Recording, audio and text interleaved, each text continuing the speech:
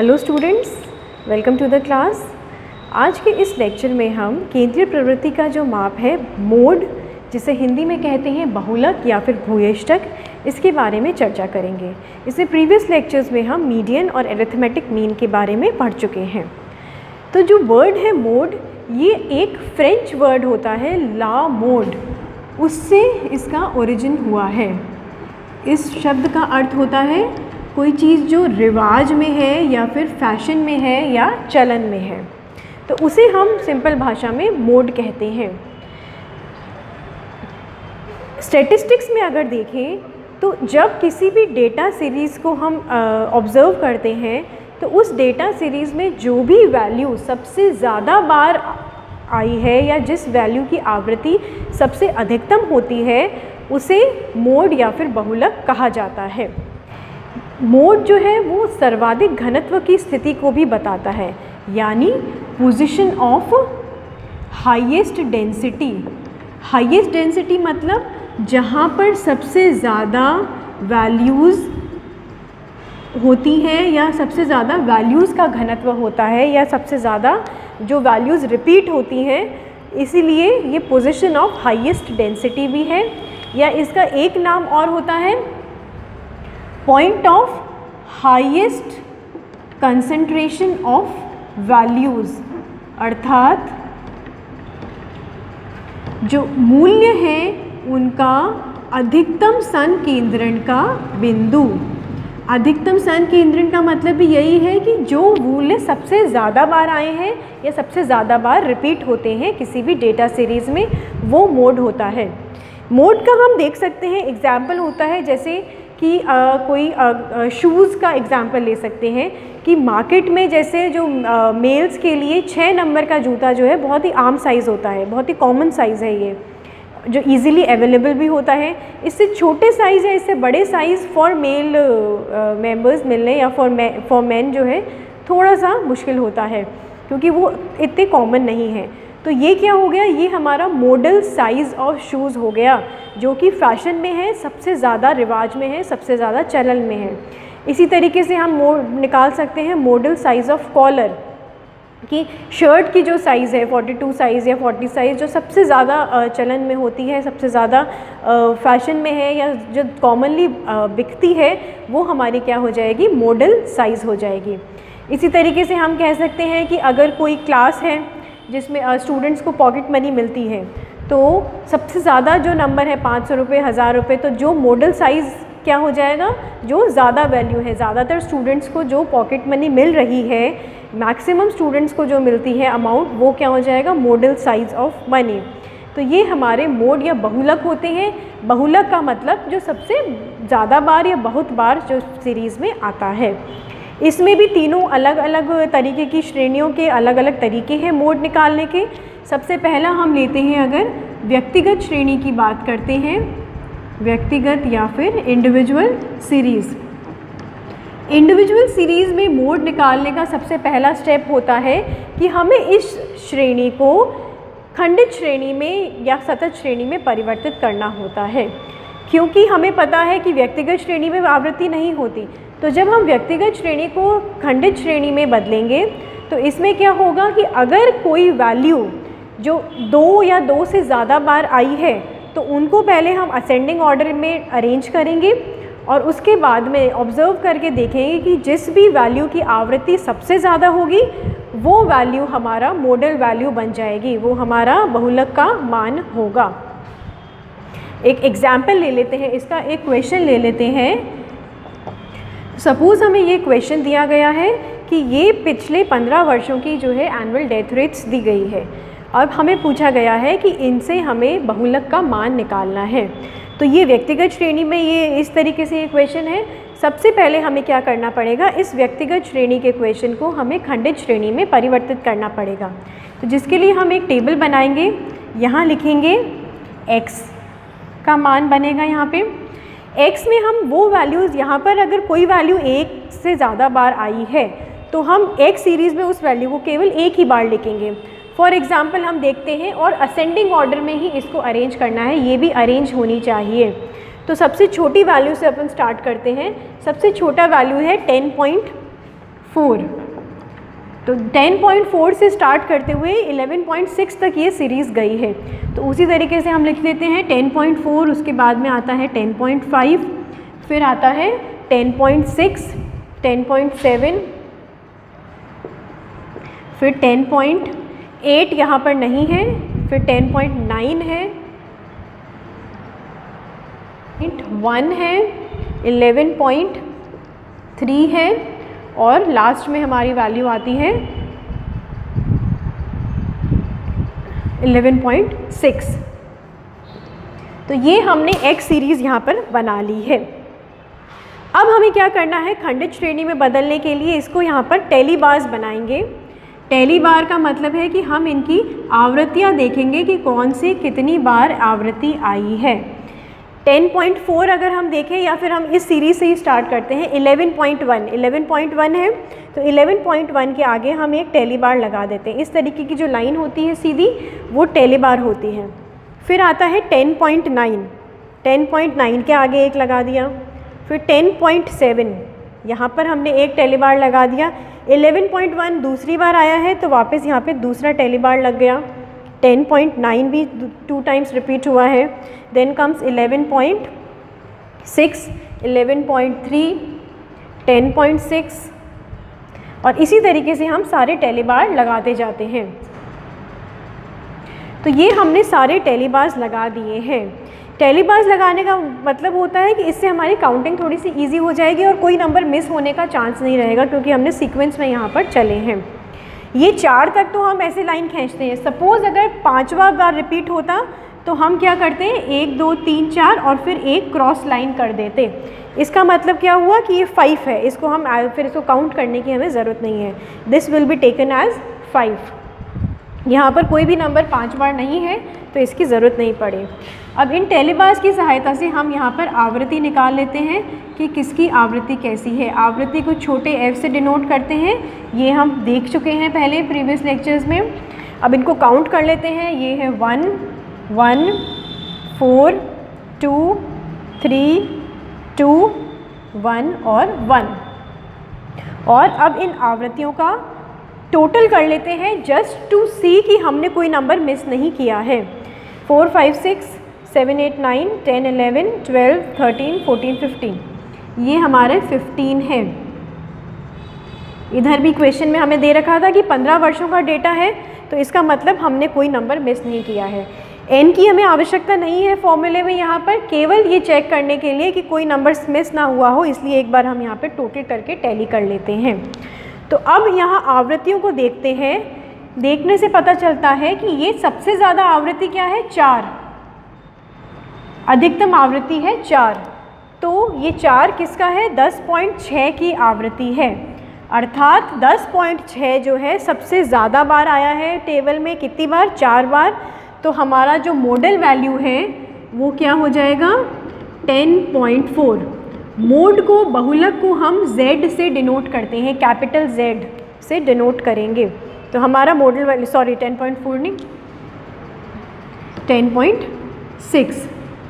10.6 हमारा model value बन जाता है।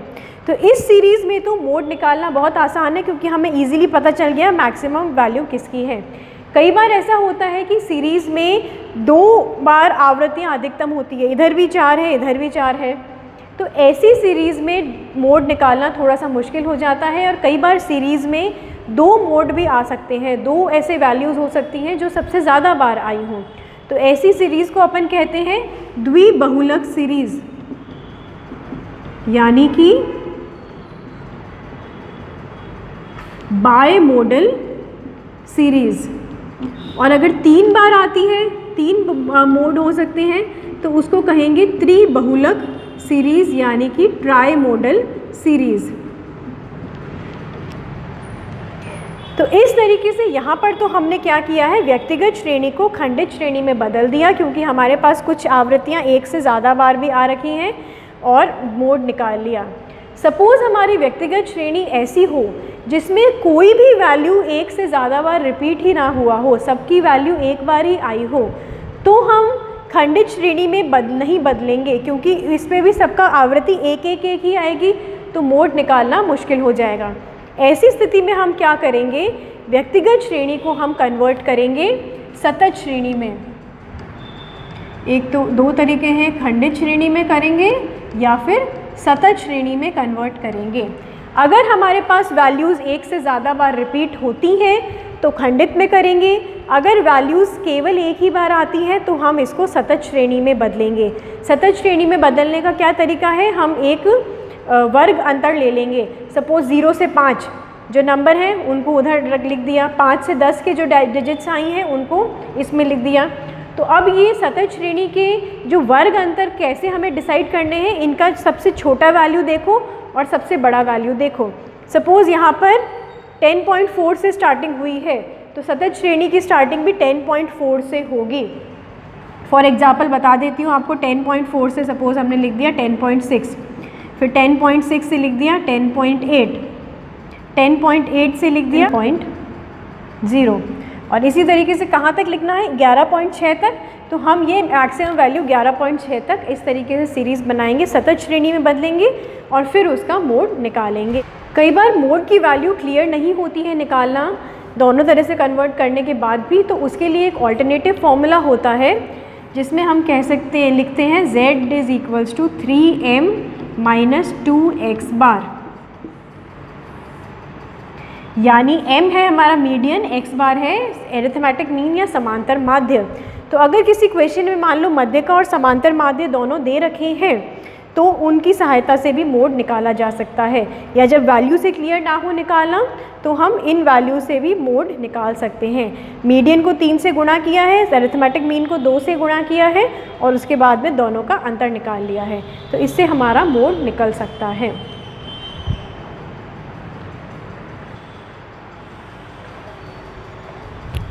अगली सीरीज़ आती है हमारी खंडित श्रेणी या डिस्क्रीट सीरीज़। डिस्क्रीट सीरीज़ में मोड निकालने के दो तरीके होते हैं। पहला तो होता है इंस्पेक्शन मेथड या फिर निरीक्षण रीति। निरीक्षण रीति मतलब कि हम देखकर पता लगा दें कि कहाँ पर कौन सा हमारा मोड होगा। ये हम कैसे पता लगाएंगे, आवृत्तियाँ कहाँ पर सबसे ज़्यादा हैं। इसमें भी एक चीज़ देखने की होती है कि अगर हमारी आवृत्तियाँ सीक्वेंस में हो, मतलब कि पहले बढ़े रही हो, उसके बाद में एक जगह जाकर मैक्सिमम कंसंट्रेशन हो जाए और फिर घटती हैं, तब हमें ये निरीक्षण से पता लगाना आसान हो जाता है कि मोड कौन सा है।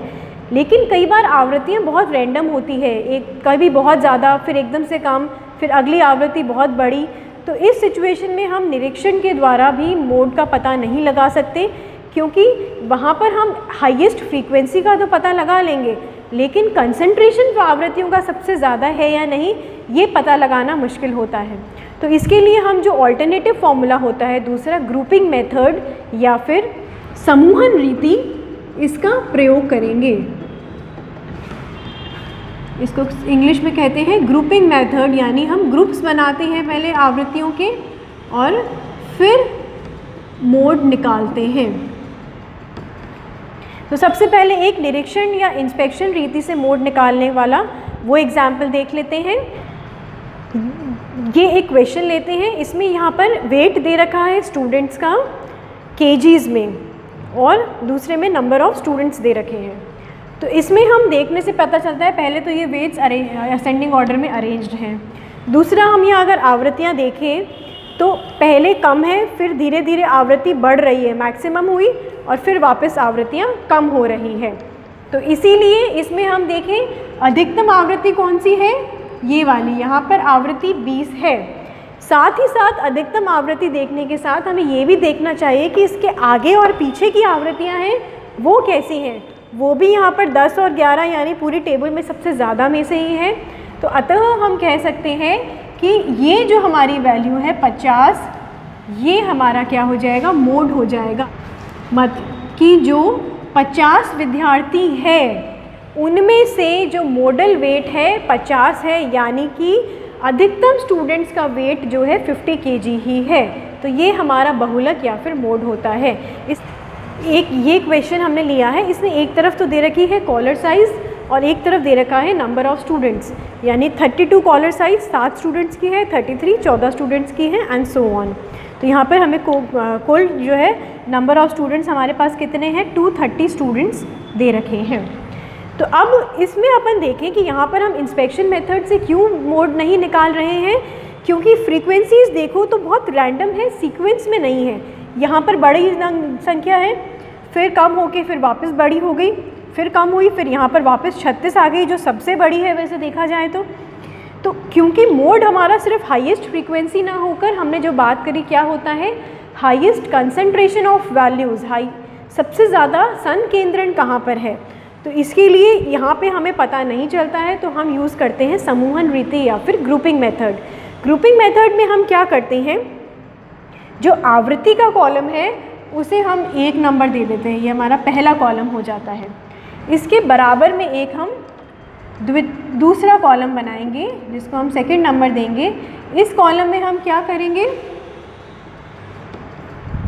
जो पहली की 2 आवृत्तियां हैं इन दोनों का जोड़ करते हैं। 7 + 14 कितना होता है, 21। फिर नेक्स्ट की 2 आवृत्तियां हैं उनका जोड़ करेंगे, 30 + 28 58। 2 के ग्रुप बना रहे हैं, इसीलिए समूहन रीति है। पहले 2 का ग्रुप बनाया, फिर 2 का ग्रुप बनाया, फिर नेक्स्ट 2 का ग्रुप लेंगे। 35 + 34 तो कितना होता है, 69। 16 + 14 30। 36 + 16 ये हो जाएगा हमारा 52। तो हमने यहाँ 2 का ग्रुप बनाया है, ये हमारा सेकंड कॉलम है। फिर वापस एक नया कॉलम बना लेते हैं, ये कॉलम सेकंड है, तो अब हम ये कॉलम 3 बनाते हैं।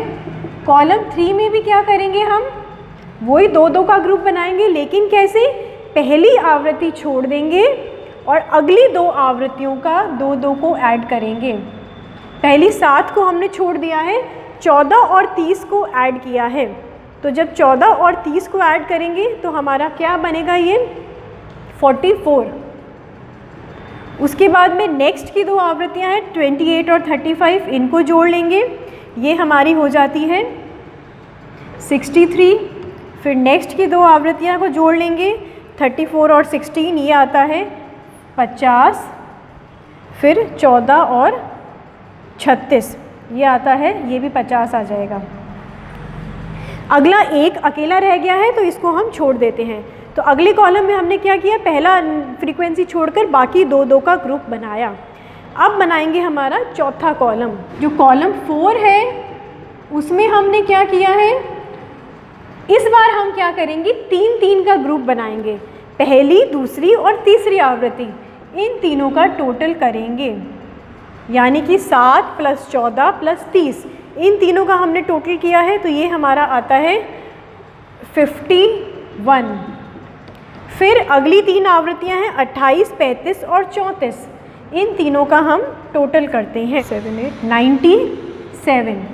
फिर बची हुई अगली 3 आवृत्तियां हैं, इनका टोटल कर लिया जाएगा 16, 14 और 36, और एक आवृत्ति हमारी जो है वो नीचे रह जाएगी 3 4 5। इसकी वैल्यू आती है 66, 51, 97 और 66। तो ये हमारा बन गया कॉलम 4। एक कॉलम और बनेगा इस तरीके से ही, कॉलम 5। इस तरीके से ये कॉलम 5 हम बनाएंगे। इसमें पहला वैल्यू छोड़कर हम अगली जो 3 वैल्यूज़ है इनका टोटल कर लेंगे, 14, 30 + 28, तो ये हो जाता है हमारा 72। फिर अगली 3 वैल्यूज़ का टोटल कर लेंगे, 35, 34, 16, इसका टोटल होता है 85। और फिर लास्ट की जो 3 वैल्यूज़ हैं इनका टोटल कर लेंगे, जो होता है 66। इसी तरीके से अब कॉलम 6 बनेगा। इसमें पहली की 2 वैल्यूज़ छोड़कर अगली जो 3 वैल्यूज़ हैं इनका हम टोटल कर लेते हैं, यानी 30, 28 + 35, तो ये होता है 50, 60 और 68, 73। और फिर अगली 3 वैल्यूज़ का टोटल करेंगे यहाँ पर, यानी कि 34, 16 और 14, तो ये हो जाएगा 64। और फिर बाकी की जो वैल्यूज़ हैं वो हम इसमें खाली रख देंगे, क्योंकि इनमें यहाँ पर जो है 3 का ग्रुप नहीं बन रहा है। अब हमें क्या करना है, टेली बार्स लेने हैं। टेली बार्स कैसे लगाएंगे, जो भी मैक्सिमम वैल्यू है, पहले जैसे कॉलम 1 में हम ले लेते हैं, जो मैक्सिमम वैल्यू है उसके आगे एक टेली बार लग जाएगा। सबसे मैक्सिमम यहाँ पर 36 है, तो यहाँ पर हम 36 के आगे एक टेली बार लगा देते हैं। फिर मैक्सिमम हमारा क्या है, 69 है। 69 दो वैल्यू से मिलकर बना है, 35 और 34, तो इन दोनों के आगे एक एक टेली बार यहाँ पर लग जाएगा। 35 के आगे एक और 34 के आगे एक। फिर आता है इस कॉलम में 63 मैक्सिमम है, ये भी दो वैल्यू से मिलकर बना है, 35 और 28, तो यहाँ पर भी हम दो टेली बार लगा देते हैं। फिर कॉलम 5 में 97 मैक्सिमम है, ये तीन वैल्यू से मिलकर बना है, 28, 35 और 34, तो इन तीनों के आगे एक एक टेली बार यहाँ पर लग जाता है। नेक्स्ट कॉलम में भी, कॉलम 5 में 85 इज़ द हाईएस्ट नंबर, इसमें टेली बार हम लगाएंगे 35, 34 और 16 के आगे, ये 35, 34 और 16। इसी तरीके से यहाँ पर आता है हमारा 73 हाईएस्ट है, इसमें टेली बार लगेगा 30, 28 और 35 के आगे, 30, 28, 35 में अब ऑलरेडी 4 हो चुके हैं, तो पांचवा हम यहाँ क्रॉस में लगाएंगे। अब हम इन टेली बार्स का टोटल कर लेते हैं। ये 1 होता है, 3, 5, 3, 1 और 1। तो इस तरीके से हम देखें मैक्सिमम वैल्यू कौन सी है टेली बार में, ये 5, ये सबसे ज़्यादा हाईएस्ट यहाँ पे नंबर है। तो ये जिस भी वैल्यू का टेली बार होता है, किसका है ये, 36 का, वो हमारा मॉडल वैल्यू बन जाती है, वो हमारा मोड बन जाता है। तो यहाँ पर हम डायरेक्टली फ्रीक्वेंसी ना देकर पहले 6 कॉलम बनाएंगे, जिसमें पहला कॉलम तो आवृत्ति का ही होगा, दूसरा और तीसरे कॉलम में हम 2-2 का ग्रुप बनाएंगे 2 बार, और फिर 3-3 का ग्रुपिंग करते हैं 3 बार। टेली बार निकालते हैं, मैक्सिमम वैल्यू जो टेली बार की आती है उसकी कॉरेस्पॉन्डिंग सीरीज़ में जो वैल्यू होता है वो हमारा मोड बन जाता है। तो यहाँ पर जो हमारा मोड है वो क्या होगा, 36 सेंटीमीटर्स में आएगा ये, जैसा कि हमने यहाँ पर लिखा हुआ है 36 सेंटीमीटर्स, क्योंकि क्वेश्चन में जो कॉलर साइज़ है वो सेंटीमीटर में दे रखी है। तो इस तरीके से आज हमने इंडिविजुअल सीरीज़ और डिस्क्रीट सीरीज़ में मोड निकालने का तरीका देखे हैं। नेक्स्ट लेक्चर में हम कंटिन्यूस सीरीज़ को स्टडी करेंगे। Thank you.